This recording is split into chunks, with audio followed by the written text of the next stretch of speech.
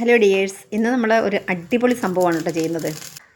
വഴുതനങ്ങ കൊണ്ട് ഒരു കിടിലം ചമ്മന്തി. അപ്പോൾ പെട്ടെന്ന് നമുക്ക് നോക്കാം ഇതെങ്ങനെയാണ് ചെയ്ത് എടുക്കുന്നതെന്ന്. അതേ വീട്ടിലുണ്ടായ വഴുതനങ്ങയാണ്. ഇത് ചെറിയ വഴുതനങ്ങയാണ് കേട്ടോ. വലിയ വഴുതനങ്ങയാണ് ഇതിന് വേണ്ടത് ശരിക്കും പറഞ്ഞാൽ. ഇപ്പം നമ്മുടെ വീട്ടിലുള്ളതുകൊണ്ട് ഫ്രഷ് ആയിട്ടുള്ള വഴുതനങ്ങ ഞാൻ എടുത്തു എന്നേ ഉള്ളൂ. പിന്നെ നമുക്ക് വേണ്ടത് കുറച്ച് കാന്താരിമുളക്, കുറച്ച് വെളുത്തുള്ളി, കുറച്ച് ചെറിയ ഉള്ളി. ഇതെല്ലാം ഒരു 6-7 എണ്ണം ഇത് ഞാൻ എടുത്തിട്ടുണ്ട്. കുറച്ചത് കൂടിയാലോ കുറഞ്ഞാലോ കുഴപ്പമൊന്നുമില്ല കേട്ടോ. കാന്താരിമുളകിന് പകരം നമുക്ക് പച്ചമുളക് വേണമെങ്കിലും എടുക്കാം. ഇനി നമ്മൾ കഴുകി വൃത്തിയാക്കി എടുത്തിട്ടുള്ള ഈ വഴുതനങ്ങ ഇതുപോലെ ഒന്ന് കട്ട് ചെയ്ത് കൊടുക്കാം. ജസ്റ്റ് ഒന്ന് വരഞ്ഞാൽ പോരെ, കുറച്ച് ആഴത്തിൽ ഇതൊന്ന് കട്ട് ചെയ്ത് കൊടുക്കണം. ആഴത്തിൽ കട്ട് ചെയ്യുക എന്ന് പറയുമ്പോൾ ചെറുതായതുകൊണ്ട് ഇത് മുറിഞ്ഞു പോകാനായിട്ട്, പിളർന്നു പോകാനായിട്ട് സാധ്യത കൂടുതലാണ്. അതുകൊണ്ട് ശ്രദ്ധിച്ച് നമ്മൾ ചെയ്യണം.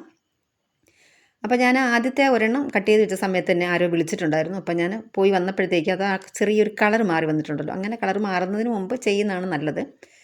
അപ്പോൾ ഞാനത് അടുത്ത വഴുതനങ്ങയും കൂടെ അതുപോലെ കട്ട് ചെയ്തെടുത്തിട്ട് ഇതിലേക്ക് നമ്മൾ പൊളിച്ച് വെച്ചിട്ടുള്ള വെളുത്തുള്ളി വെച്ച് കൊടുക്കാം.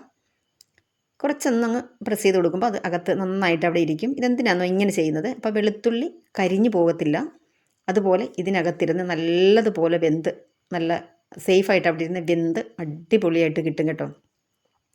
അതിന് വേണ്ടിയാണ് ഇങ്ങനെ ചെയ്ത് കൊടുക്കുന്നത്. നമുക്ക് ചെറിയ ഉള്ളി നമുക്ക് സെപ്പറേറ്റ് ചുട്ടെടുക്കാം. അപ്പോൾ ഈ 2 വഴുതനങ്ങയുടെ ഞാൻ ഈ വരഞ്ഞിരിക്കുന്ന ഭാഗത്തൊക്കെ ഇത് നിറച്ച് വെച്ച് കൊടുക്കുകയാണ്. ശരിക്കും ഞാൻ നേരത്തെ പറഞ്ഞതുപോലെ ഈ വലിയ ഇതുണ്ടല്ലോ, വലിയ വഴുതനങ്ങ സാധാരണ ഞാൻ പുറത്ത്, അതായത് ബോംബെയിലൊക്കെ ഉള്ള സമയത്ത് ഞാൻ കണ്ടിട്ടുണ്ടത് വലിയ കിട്ടും, കുറച്ചുകൂടി ഡാർക്ക് കളറായിട്ട്. അതാണ് ഇതിന് ഉപയോഗിക്കുന്നത്. അതിന് അരിയും കുറവാണ്.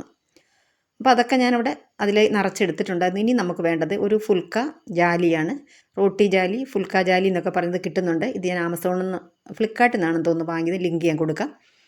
എന്നിട്ട് നമ്മളിതിലേക്ക് ഒരു സ്വല്പം സൺഫ്ലവർ ഓയിലൊന്ന് സ്പ്രെഡ് ചെയ്തിട്ടുണ്ടായിരുന്നു. അതിനുശേഷം നമ്മൾ ഫില്ല് ചെയ്ത് വെച്ച ഈ ഒരു വഴുതനങ്ങ അതിലേക്ക് വെച്ച് കൊടുക്കാം. പിന്നെ നമുക്ക് ചെറിയ ഉള്ളിയും കാന്താരി മുളക് അല്ലെങ്കിൽ പച്ചമുളക് ഇതിന് കൂടെ വെച്ച് കൊടുക്കാം. പക്ഷേ ഇതിപ്പോൾ നല്ലതുപോലെ നമുക്ക് ചുട്ട് കിട്ടത്തില്ല. കാരണം ആ സെൻറ്ററിൽ മാത്രമല്ലേ ഫ്ലെയിം വരുന്നുള്ളൂ. അതുകൊണ്ട് അവിടെ സൈഡിലിരുന്ന് ചെറുതായിട്ട് ചൂടായിക്കോട്ടെ.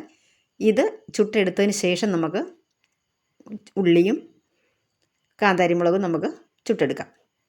അപ്പോൾ ഇത് തിരിച്ചും മറിച്ചും വെച്ചിട്ട് നന്നായിട്ട് നല്ലവണ്ണം തോലൊക്കെ നല്ലവണ്ണം ഒന്ന് കരിഞ്ഞ് വരണം. ഇതിൻ്റെ ടേസ്റ്റ് എന്ന് പറഞ്ഞുകൊണ്ടല്ലോ അപാരമാണ്. പിന്നെ ഹെൽത്തിയാണ്. നമുക്ക് വേണമെന്നുണ്ടെങ്കിൽ ഇപ്പോൾ നമ്മളിതിൽ ഓയിൽ ചേർക്കും, പക്ഷേ ഇത് ഓയിൽ ചേർക്കാതെ നമുക്ക് ചെയ്യാം. ഇത് ഞാൻ ഈ റെസിപ്പി കാണിക്കുന്നത് കൊണ്ടാണ് ഓയിൽ ചേർക്കുന്നത്. അല്ലെങ്കിൽ ഞാൻ സാധാരണ ഓയിൽ ചേർക്കാറില്ല. കാരണം ഹെൽത്തി ആയിട്ട് നമുക്ക് കഴിക്കാമല്ലോ. അപ്പോൾ ഒട്ടും ഓയിൽ ചേർക്കാതെ വേണമെങ്കിൽ നമുക്കിത് കഴിക്കാവുന്നതേ ഉള്ളൂ. ഇനി നമ്മളിത് ചുട്ടെടുത്തതിന് ശേഷം നമുക്ക് നന്നായിട്ടൊന്ന് അത് ഉടച്ചെടുക്കണം. പക്ഷേ അതിന് മുമ്പായിട്ട് നല്ലതുപോലെ ഇത് നല്ലവണ്ണം ഇതിൻ്റെ തോലൊക്കെ കറുത്തിട്ട് വരണം, നല്ല കരി പോലെ ആയി വരണം. ഞാൻ ഫ്ലെയിം കൂട്ടിയും കുറച്ചും ഒക്കെ കൊടുക്കുന്നുണ്ട്. നമുക്കൊരു മീഡിയം ഫ്ലെയിമിലാണ് നല്ലത്. അതായത് ലോ ഫ്ലെയിമിലായാലും ഇത് വെന്ത് വരത്തില്ല. അതുപോലെ ഹൈ ആണെങ്കിൽ പെട്ടെന്ന് കരിഞ്ഞു പോകും. ഇപ്പോൾ ഇടയ്ക്കിടയ്ക്ക് ഞാൻ ഹൈയിൽ വെച്ച് കൊടുക്കുന്നുണ്ട്, ഇടയ്ക്ക് വീണ്ടും സിമ്മിലേക്ക് മാറ്റി കൊടുക്കുന്നുണ്ട്. എന്നിട്ട് നല്ലതുപോലെ തിരിച്ചും മറിച്ചും വെച്ച് കൊടുക്കാം. ഇത് ചപ്പാത്തി, അപ്പം, അതുപോലെ ദോശ, ഞാൻ ദോശയ്ക്കാണ് കേട്ടോ കഴിച്ചത്. അതുപോലെ തന്നെ ചോറിനും ഞാൻ രാവിലെ ദോശയ്ക്കും പിന്നെ ചോറിനും കഴിച്ചിട്ടു. അത്ര കിഡിലും ടേസ്റ്റാണ്. നിങ്ങളിങ്ങനെ ചെയ്തിട്ടില്ലെങ്കിൽ ഒന്ന് ചെയ്ത് നോക്കണം കേട്ടോ. നമുക്ക് എണ്ണ ഒഴിവാക്കണം എന്നുണ്ടെങ്കിൽ ഞാൻ നേരത്തെ പറഞ്ഞ പോലെ എണ്ണ ഒഴിവാക്കി നമുക്ക് ചെയ്യാം. അല്ലെങ്കിൽ ഞാനിപ്പോൾ ലാസ്റ്റ് എണ്ണ ചേർക്കുന്ന സമയത്ത് നിങ്ങൾ ചിലപ്പോൾ ചിന്തിക്കുമ്പോൾ ഇത് എണ്ണയൊക്കെ ഒരുപാട് ചേർക്കുന്നതാണല്ലോ, നമുക്ക് ഹെൽത്തായിട്ട് നോക്കുന്നവർക്ക് കുറച്ച് ബുദ്ധിമുട്ടാവില്ല. അങ്ങനെയൊന്നുമില്ല കേട്ടോ. നമുക്ക് ഓയിൽ ഒഴിവാക്കിയിട്ട് നമുക്കിത് കഴിക്കാവുന്നതേ ഉള്ളൂ. അപ്പോൾ ഞാനിത് തിരിച്ചും മറിച്ചൊക്കെ വെച്ച് കൂടെ തിരിച്ചും മറിച്ചും വെച്ച് കൊടുക്കുന്നുണ്ട്. പിന്നെ ഞാനിത് പറയുന്നത്, ഈ ഒരു ഫോർക്ക് ഇതൊരു പഴയ ഫോർക്കാണ് കേട്ടോ. ഇത് നല്ല ഫോർക്കായിരുന്നു, ഓർമ്മിച്ചില്ല. അതൊക്കെ നമ്മൾ എടുത്തിട്ട് ഇങ്ങനെ ഈ തീയിലൊക്കെ ചെയ്യുമ്പോൾ ഉണ്ടല്ലോ അത് കറുത്തു പോകും. അതായത് ഇതുപോലെ നമ്മൾ പഴയതായിട്ട് മാറ്റി വലിയ ഉപയോഗമില്ലാതെ, ഇതിന് ഒരു കട്ടി കുറഞ്ഞതാണ് കേട്ടോ, ഒരു ഫോർക്കാണ്. അപ്പോൾ ഈ അങ്ങനെ കട്ടി കുറഞ്ഞ് നമ്മൾ ഉപയോഗിക്കാതെ വെച്ചിട്ടുണ്ടെങ്കിൽ, പഴയതായിട്ടുള്ള വെച്ചിട്ടുണ്ടെങ്കിൽ അതിന് വേണ്ടിയിട്ട് നമ്മൾ ഇതൊക്കെ ഉപയോഗിക്കുക. അല്ലെങ്കിൽ നമ്മുടെ ഫോർക്ക് പെട്ടെന്ന് കറുത്തിട്ട് എൻ്റെ കളറൊക്കെ മങ്ങിയിട്ട് ഒരു വല്ലാത്ത പഴക്കം തോന്നിക്കും, അതല്ലെങ്കിൽ കറുത്തിരിക്കും. അതിനേക്കാട്ടും നല്ല നമ്മളിങ്ങനെ കളയാൻ വെച്ചിട്ടുണ്ടെങ്കിൽ അതെടുക്കുക. ഇനി ഇല്ലെന്നുണ്ടെങ്കിൽ നമുക്ക് നല്ലതെടുത്തല്ലേ പറ്റുള്ളൂ. അപ്പോൾ ഇതിവിടെ ഏകദേശമല്ല, ഇത് റെഡി ആയിട്ടുണ്ട്. നമുക്കിതിങ്ങനെ മാറ്റാം. എന്നിട്ട് ഇനി നമുക്ക് ഈ ഉള്ളിയും കാന്താരിമുളകും ചുട്ടെടുക്കണം. നമുക്കിത് സെൻറ്ററിലേക്ക് വെച്ച് കൊടുക്കാം. ഈ ചെറിയ ഉള്ളി ഞാനിത് ശരിക്കും സാധാരണ ചെയ്യുന്ന അടുപ്പിലുണ്ടല്ലോ, വിറകടുപ്പിൽ ഗ്രില്ലിൽ വെച്ചിട്ടാണ് ഞാൻ ചെയ്യുന്നത്. കാരണം എന്താണെന്നറിയോ, ഈ ബർണറിലേക്ക് ഇത് വീഴുമ്പോൾ വേസ്റ്റ് ആയി ഇത് ഹോളൊക്കെ അടഞ്ഞു പോകുമ്പോൾ നമ്മുടെ സ്റ്റൗവിൻ്റെ ബർണർ കംപ്ലൈൻ്റ് ആകുമോ എന്നൊരു പേടി എനിക്കില്ലാതെ ഇല്ല കേട്ടോ. എന്നാൽ ഞാൻ ചെയ്യുന്നതാണ്. വിറകടുപ്പിൽ തീ കത്തിക്കുന്ന സമയത്ത് അങ്ങനെ ചെയ്യാറുണ്ട്. എനിക്കിഷ്ടപ്പെട്ടൊരു വിഭവമാണ് കേട്ടോ ഇത്. വഴുതനങ്ങ ശരിക്കും പറഞ്ഞാൽ ഏറ്റവും ഇഷ്ടം എനിക്കിതാണ്. കുറച്ച് ജോലിയുണ്ട്, ഒരല്പം ജോലിയുണ്ട്, ഇല്ലയെന്ന് പറയുന്നില്ല. ഇതൊക്കെ ചുട്ടെടുക്കാനായിട്ട് സാധാരണ നമ്മളൊരു കറി വെക്കുന്ന സമയം അത്ര എന്തായാലും വരില്ല, അത്ര സമയം എടുക്കത്തില്ല കേട്ടോ. ഇതൊന്ന് ചുട്ടെടുക്കണം, അത്ര പണിയല്ലേ ഉള്ളൂ. അപ്പോൾ കൂടെ നിന്ന് നമുക്കിതുപോലെ തിരിച്ചും മറിച്ചുമൊക്കെ വെച്ചിട്ട് ചെയ്തെടുക്കണം. അപ്പോൾ അതേ ഇതിവിടെ ഉള്ളിയും വെന്ത് വന്നിട്ടുണ്ട്. അത് നമുക്കിങ്ങ് മാറ്റാം. അത് നന്നായിട്ട് തോലൊക്കെ കരിഞ്ഞിട്ടുണ്ട്. അപ്പോൾ നമുക്കത് പൊളിച്ചെടുക്കുമ്പോഴത്തേക്ക് ആ കരി അങ്ങ് മാറും. ഉള്ളി കരിഞ്ഞിട്ടില്ല, ആ തോലിന് മാത്രമേ ഉള്ളൂ കേട്ടോ പ്രശ്നം. ഇനി അടുത്തായിട്ട് നമ്മൾ ആ കാന്താരി മുളകും കൂടെ നമ്മൾ ഇങ്ങോട്ട് വെച്ച് കൊടുത്തിട്ടുണ്ട്. അപ്പോൾ ഒരുപാട് എരിവ് വേണ്ടാന്നുള്ളവർക്ക് ഈ ഒരു സ്റ്റെപ്പ് അങ്ങ് ഒഴിവാക്കാം. അതായത് നമ്മളിപ്പോൾ എക്സ്ട്രാ വെച്ച് കൊടുത്തിട്ടുള്ള കാന്താരി മുളക് വയ്ക്കേണ്ട, ഇതിനകത്ത് വെച്ചത് തന്നെ മതി. ഈ കാന്താരി മുളകിന് എരിവ് കുറവാണ് കേട്ടോ. അപ്പം ഞാൻ ഇതിൻ്റെ ഈ സ്കിന്നൊക്കെ ഇങ്ങനെ മാറ്റി കൊടുത്തിട്ടുണ്ട്. പിന്നെ ഞാനൊരു 2 തക്കാളി കൂടി ചുട്ടെടുത്തിട്ടുണ്ടായിരുന്നു കേട്ടോ. ആ ഒരു ക്ലിപ്പ് ഇതിൽ വന്നിട്ടില്ല. ഞാൻ ഇത് ചുട്ടെടുത്തതിന് ശേഷം 2 തക്കാളി ചുട്ടെടുത്തിട്ടുണ്ടായിരുന്നു, ഞാൻ കാണിക്കുന്നുണ്ട് ഇതിൽ.